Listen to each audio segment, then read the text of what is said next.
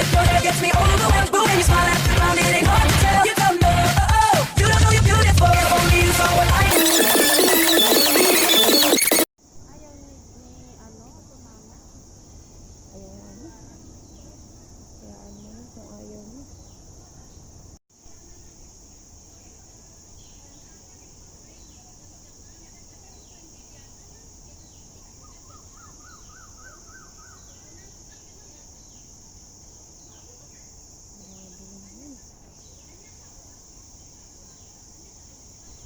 Hello guys, thank you for watching my videos and you are here to my YouTube channel.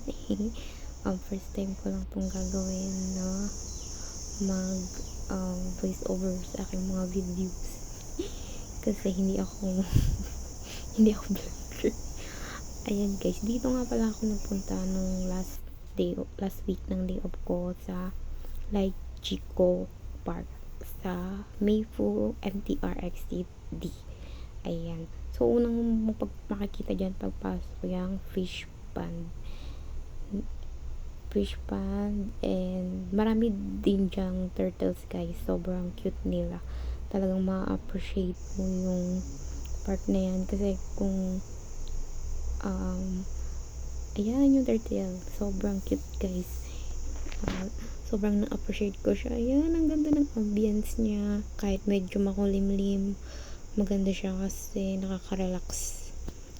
And, ayan, ang daming isda dyan, guys. Talagang ang ganda-ganda sa lugar na yan. Ayan, yung turtles na yan. Sobrang, parang gusto kong hawakan. Kaso nga lang, guys, malayo. Tsaka hindi sila pwedeng, lapitan. Tumatakbo siya. Ayan. Sobrang daming isda dyan. Kung mahilig ka sa isda dyan, pwede ka dyan pumunta during day off mo kasi maganda yung park. Ayan nga pala guys yung pagkain namin. Sobrang naubos na tsaka ako nag video. Ayan, masaya ako dyan kasi meron akong nakain bago. And ito, part pa rin siya guys ng Like Chico Park. Sobrang laki, malawak, ganda. And maganda dyan guys, tumambay pag maaraw, pag maulan hindi. Kasi mababasa ka. Magdala lang kayo ng tubig guys. So, nandito na nga pala tayo sa Nanling Garden. Tabi lang siya ng Like Chico Park. So, dyan ako nagpunta. And guys, kung gusto niyo pumunta dyan, kasi pag public holiday or Sunday, marami tayong kapatid na Indo na nakatambay dyan. So, kung gusto mong pero meron din namang ibang place na wala sila doon, na hindi sila nakagre-rest.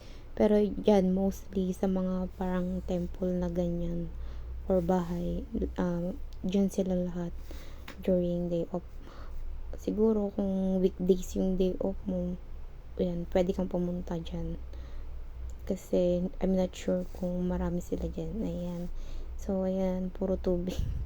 Kasi, mahilig ako mag-video ng mga like river, mga dagat, ganun. Kaya, sobrang nag-enjoy ako mag-video dyan. Ayan. Nag-slow lang kasi yung camera ko is naka-slow motion. Diba? Ganito pala yung feeling na mag voice over. Nakakaba. So, ayan guys, sana na-appreciate nyo yung video ko and na-share ko sa inyo yung rest day ko kung saan ako namasyal. Sana na-appreciate nyo.